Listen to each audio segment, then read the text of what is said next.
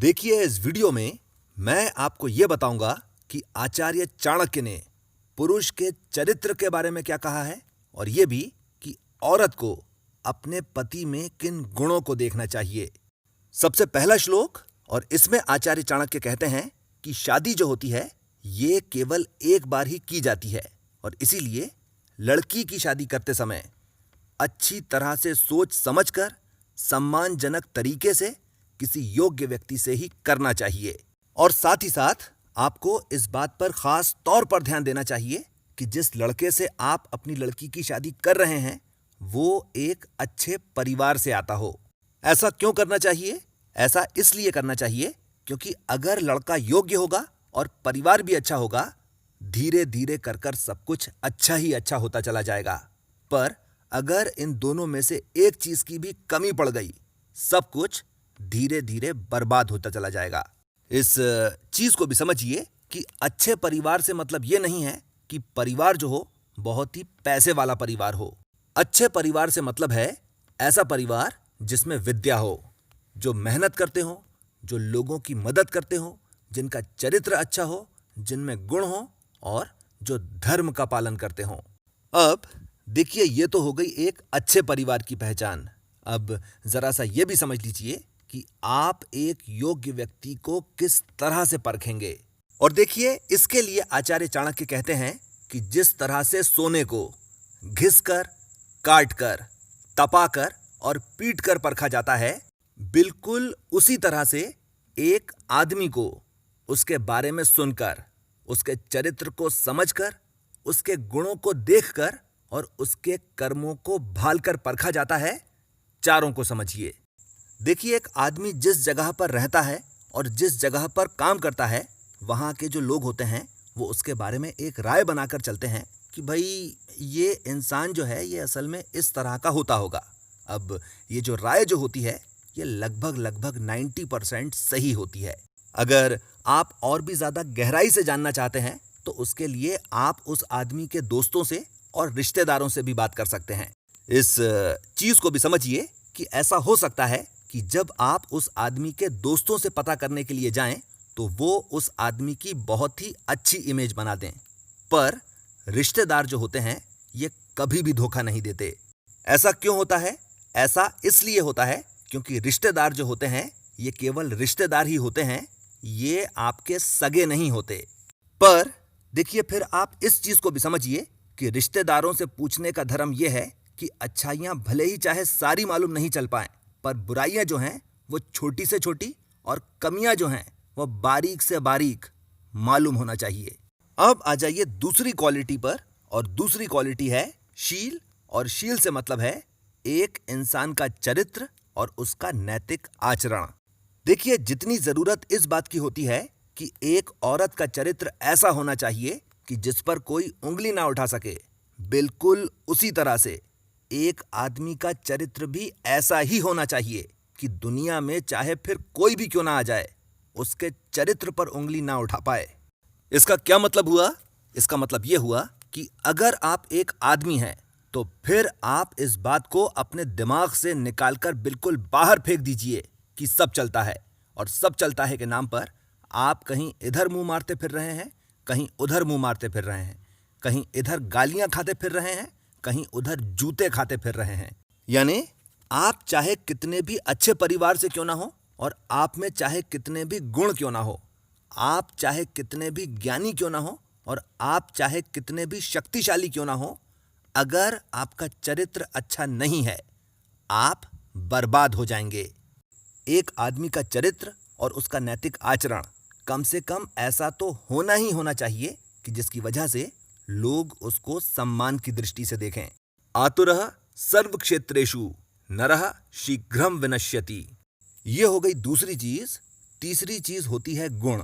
और देखिए, अलग अलग लोगों में अलग अलग तरह के गुण होते हैं, पर आचार्य चाणक्य के हिसाब से हर इंसान में ये 3 गुण जरूर होना चाहिए, क्योंकि जिस इंसान में भी ये 3 गुण होते हैं वही ज्ञानी समझा जाता है और उस इंसान को कहीं भी कोई भी रोक नहीं पाता। प्रस्ताव सदृशम वाक्यम, प्रभाव सदृशम प्रियम, आत्मशक्ति समम कोपम, यो जानती सा पंडितः। यानी पहली चीज जो है वो है स्थिति की गंभीरता को समझ लेना, यानी मौके की नजाकत को समझ लेना। दूसरी चीज है जिस इंसान से जिस तरीके से बात की जाना चाहिए उस इंसान से बिल्कुल उसी तरीके से बात कर लेना। और तीसरी चीज है कभी भी अपनी औकात से बाहर की बात नहीं करना। ये तीनों के तीनों गुण जिस इंसान में भी होते हैं वो ज्ञानी माना जाता है और वो अपने सारे के सारे काम साध लेता है। ये हो गई तीसरी चीज। चौथी और सबसे ज्यादा जरूरी चीज होती है कर्म।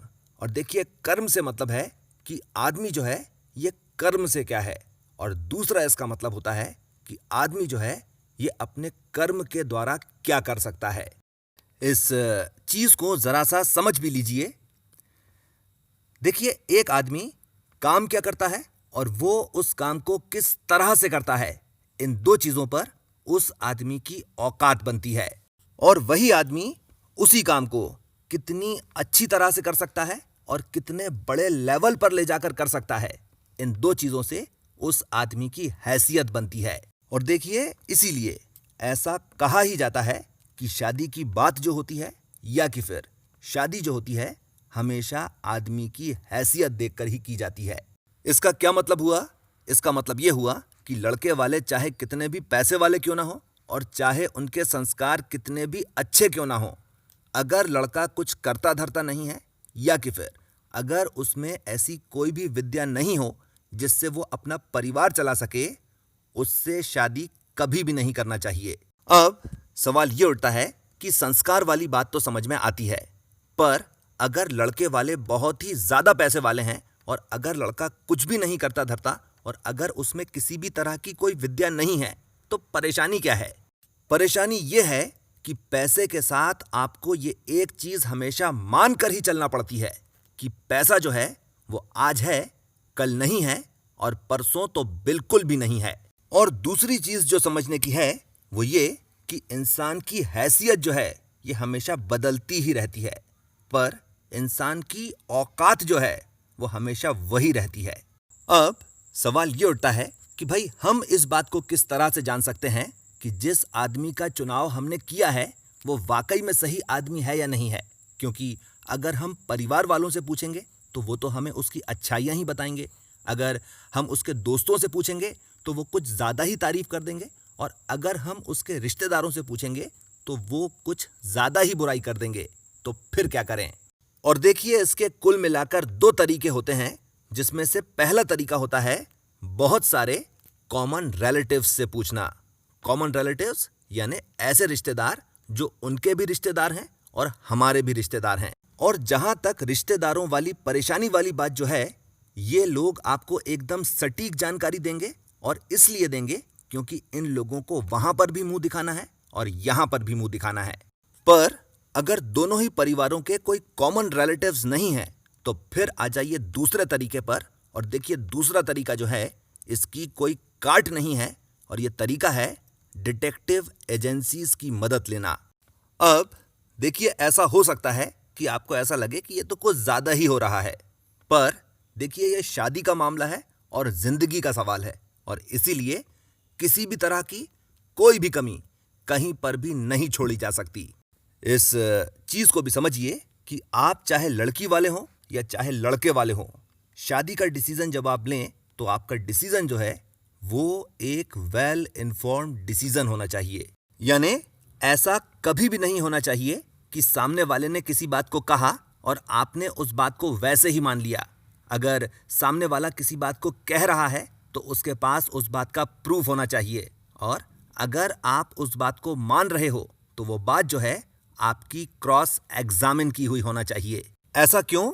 ऐसा इसलिए क्योंकि आचार्य चाणक्य कहते हैं कि जिस पर भरोसा नहीं किया जा सकता उस पर तो भरोसा करना ही नहीं चाहिए, पर जिस पर आंख मूंद कर भरोसा किया जा सकता हो उस पर भी आंख मूंद कर भरोसा नहीं करना चाहिए।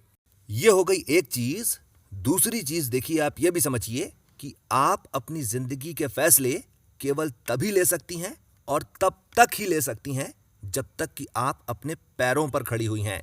और इसीलिए शादी करने से पहले आपको कोई ऐसा काम जरूर करना चाहिए जिससे आप पैसे कमाएं, और शादी हो जाने के बाद आपके पास कोई ऐसा काम होना चाहिए जिससे आप पैसे कमाएं।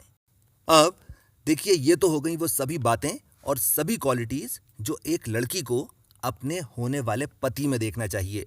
अब जरा सा ये भी मालूम कर लीजिए कि लड़कों को क्या करना चाहिए। देखिए, पहली चीज तो ये है कि आपका चरित्र बहुत अच्छा होना चाहिए, और दूसरी चीज ये है कि मर्द जो है ये असल में उसे कहा जाता है जो तन, मन और धन से एक औरत की बहुत अच्छी तरह से देखभाल कर सके। सबसे पहली चीज है तन। और देखिए, अच्छे शरीर के लिए आप ये कीजिए कि आप पूरी की पूरी हेल्थ सीरीज देखिए, और उसमें जितनी भी बातें बताई गई हैं सब की सब आप एक एक कर कर फॉलो करना शुरू कीजिए। मन से मतलब है कि एक आदमी को मानसिक रूप से इतना परिपक्व होना चाहिए कि वो एक औरत की भावनाओं को समझ सके और उसके हिसाब से काम कर सके।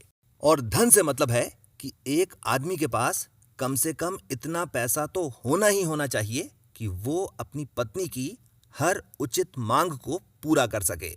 और इन दोनों ही चीजों के लिए आप ये कीजिए कि चाणक्य नीति की पूरी सीरीज जो है आप उसे ध्यान से देखिए, नोट्स बनाइए और उन्हें अपने खून में उतार दीजिए।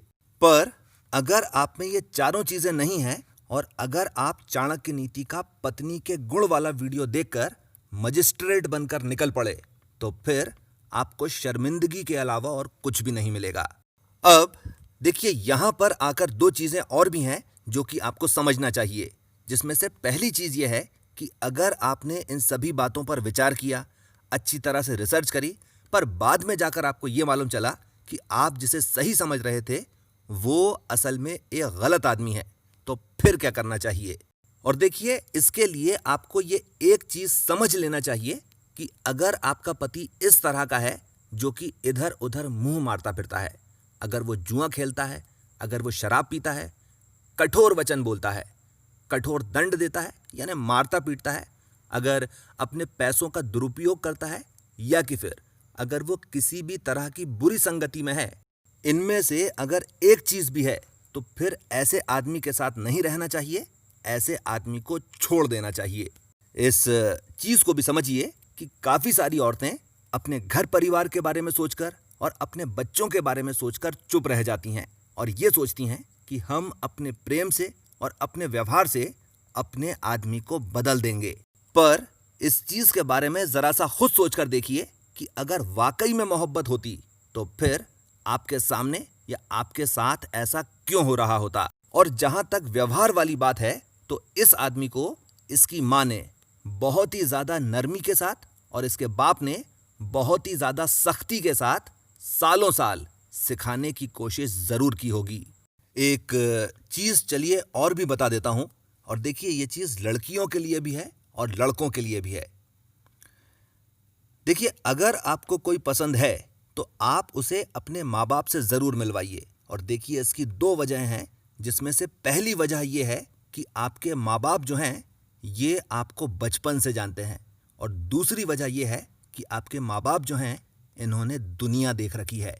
इसके अलावा देखिए, दो वजहें और भी हैं, जिसमें से पहली वजह यह है कि ऐसा हो सकता है कि आपके माँ बाप हमेशा सही नहीं हो, पर फिर भी उनके सही होने के चांसेस आपसे बहुत ज्यादा हैं। और आखिरी और सबसे ज्यादा जरूरी वजह यह है कि अगर कभी कहीं कुछ गड़बड़ हो जाती है, तो आपको ये बात बहुत अच्छी तरह से मालूम रहेगी कि आपको कहां पर वापस जाना है और किससे ये कहना है कि साहब आपने कहा था। इस चीज को भी समझिए कि ऐसा हो सकता है कि इस पूरे वीडियो को देख चुकने के बाद आपके दिमाग में ये बात आए कि इतना सब कुछ कौन देखता है। भाई साहब, इतना सब कुछ आप ही देखोगे, और तब देखोगे जब आप अपनी बेटी की शादी के बारे में सोचोगे, या कि फिर जब आप अपनी बहन की शादी के बारे में सोचोगे। कमेंट कीजिए और मुझे जरूर बताइए कि इस पूरे वीडियो में सबसे अच्छा सूत्र या सबसे अच्छा श्लोक या कि फिर सबसे अच्छा एक्सप्लेनेशन आपको कौन सा लगा। इसके साथ मैं अपनी बात खत्म करता हूं। आपने मुझे इतना समय दिया, थैंक यू वेरी मच।